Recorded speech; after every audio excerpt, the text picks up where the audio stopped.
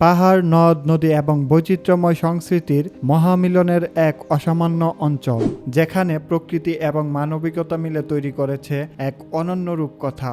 ভারতের উত্তর পূর্বাঞ্চলে 7টি রাজ্য, যেগুলোকে সেভেন সিস্টার্স বলা হয়, যেখানে বাংলাদেশ এবং ভারতের ভূগোল ও রাজনীতি মিলে তৈরি করেছে এক জটিল কিন্তু গুরুত্বপূর্ণ সম্পর্ক। এই সম্পর্ক শুধু দুদেশের জনগণের জন্যই নয়, বরং পুরো দক্ষিণ এশিয়ার নিরাপত্তা ও স্থিতিশীলতার জন্য গুরুত্বপূর্ণ। বর্তমানে বাংলাদেশে শেখ হাসিনা সরকারের পতন ও অন্তর্বর্তীকালীন সরকারের প্রধান উপদেষ্টা হিসেবে ডক্টর মোহাম্মদ ইউনূসের একটি বক্তব্যের মধ্য দিয়ে ভারত সম্পর্কে বাংলাদেশের গণমানুষের চিন্তা ও আলোচনার টেবিলে উঠে এসেছে এই সেভেন সিস্টার্স। বলা হচ্ছে, বাংলাদেশের অভ্যন্তরীণ রাজনৈতিক অস্থিরতায় ভারতের এই সেভেন সিস্টার্স খ্যাত 7টি অঙ্গরাজ্যের ভৌগোলিক অবস্থান অনেকাংশেই দায়ী। বাংলাদেশের সাথে প্রায় 4096 কিলোমিটার দীর্ঘ সীমান্ত ভাগ করা এই 7টি অঙ্গরাজ্য বাংলাদেশ ও ভারতের রাজনৈতিক ও কূটনৈতিক সম্পর্ককে কিভাবে প্রভাবিত করে তা হয়তো অনেকেরই জানা নেই। চলুন জেনে নেওয়া যাক সেই ভৌগোলিক, রাজনৈতিক ও কূটনৈতিক জটিলতাকে যা এই অঞ্চলে সীমান্ত ঘিরে বিরাজমান।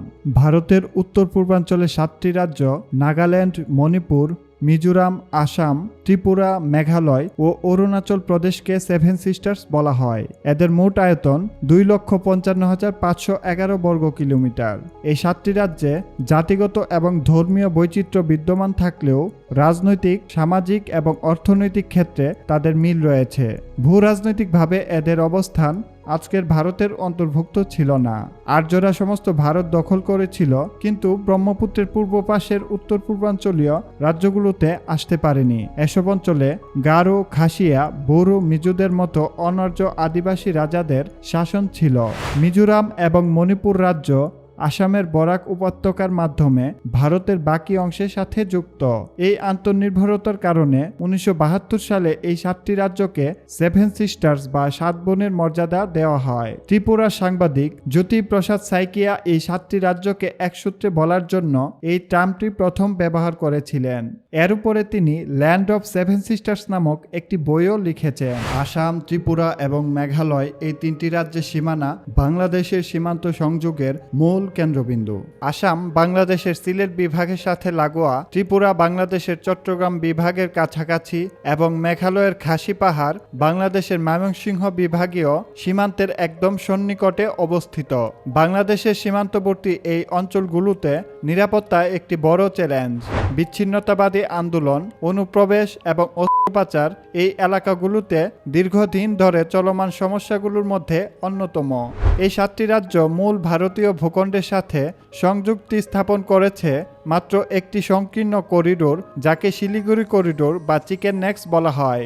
মূল ভারত হতে এই রাজ্যগুলিতে রাষ্ট্রীয় প্রয়োজনীয় সেবা ও যোগাযোগ স্থাপনের ক্ষেত্রে সংকীর্ণ এই করিডোরটি যথোপযুক্ত নয়, যার ফলে ভারতীয় সরকারকে হিমশিম খেতে হয় এই অঞ্চলের অধিবাসীদের ভারতীয় শাসনের অধীনে রাখতে। সম্প্রতি ভারতের স্বাধীনতা দিবসে মণিপুর রাজ্যে কয়েক হাজার লোক সমবেত হয়ে নাগা পতাকা হাতে নিয়ে স্বাধীন ভূখণ্ডের দাবি তুললে তা বিশ্ববাসীর নজরে আসে। সেভেন সিস্টার্স অধিবাসীদের নিয়ন্ত্রণে রাখতে ভারত সরকারের জন্য আমাদের বাংলাদেশের ভূখণ্ড অতীব গুরুত্বপূর্ণ একটি ভূরাজনৈতিক প্রেক্ষাপট তৈরি করেছে, আর সেটা ভারত স্বাধীন হওয়ার পর থেকেই। ফলে ভারত সবসময় আগ্রহ প্রকাশ করে এসেছে বাংলাদেশের মধ্য দিয়ে এই 7টি রাজ্যের সাথে সড়ক, রেল ও নৌপথে ট্রানজিট স্থাপন করার। কিন্তু আমাদের দেশের বিশ্লেষকরা মনে করেন এতে ভারতের স্বার্থ হাসিল হলেও বাংলাদেশের অর্থনীতি বিবেচনায় তেমন কোনো সুফল বয়ে আনতে পারবে না। বাংলাদেশ ও বাংলাদেশের জনগণের স্বার্থের বিরুদ্ধে গিয়ে ভারত হয়তো তাদের নিজস্ব স্বার্থ চরিতার্থ করতেই বাংলাদেশের অভ্যন্তরীণ রাজনীতিকে ব্যবহার করতে চেয়েছে বারবার। এটাই দাবি বিশেষজ্ঞদের। সদ্য বিদায়ী আওয়ামী ফেসিবাদী সরকারের স্থলাভিষিক্ত হয়ে অন্তর্বর্তীকালীন সরকারের প্রধান উপদেষ্টা হিসেবে দায়িত্বপ্রাপ্ত হয়েছেন ডক্টর মোহাম্মদ ইউনূস। ভারতীয় এক সংবাদ মাধ্যমে তার দেওয়া এক সাক্ষাৎকারে তিনি বলেন, বাংলাদেশকে কেউ অস্থিতিশীল করতে চাইলে সেভেন সিস্টার্স, মায়ানমার ও পশ্চিমবঙ্গ অস্থিতিশীল হয়ে পড়বে। তার এমন চমকপ্রদ উক্তিতে বাংলাদেশের জনমানুষের চিন্তা ও আলোচনার কেন্দ্রে উঠে আসে এই সেভেন সিস্টার্স। এদেশের জনগণ কখনো চায় না বাংলাদেশ কোনো পরাশক্তির রাজনৈতিক স্বার্থ চরিতার্থের উপলক্ষ হয়ে এদেশের অর্থনীতি ও রাজনীতিকে হুমকির মুখে ফেলতে। আর তাই আমাদের দেশের অর্থনৈতিক এবং রাজনৈতিক স্বার্থ বিবেচনা করেই সরকারকে প্রতিটা পদক্ষেপ নিতে হবে। এটাই এদেশের আপামর জনগণের চাওয়া। পাশাপাশি ভারত যেন তাদের উত্তর পূর্বাঞ্চলীয় এই 7টি রাজ্যে তাদের নিজস্ব ও স্বাধীন পরিকল্পনা বাস্তবায়ন করে।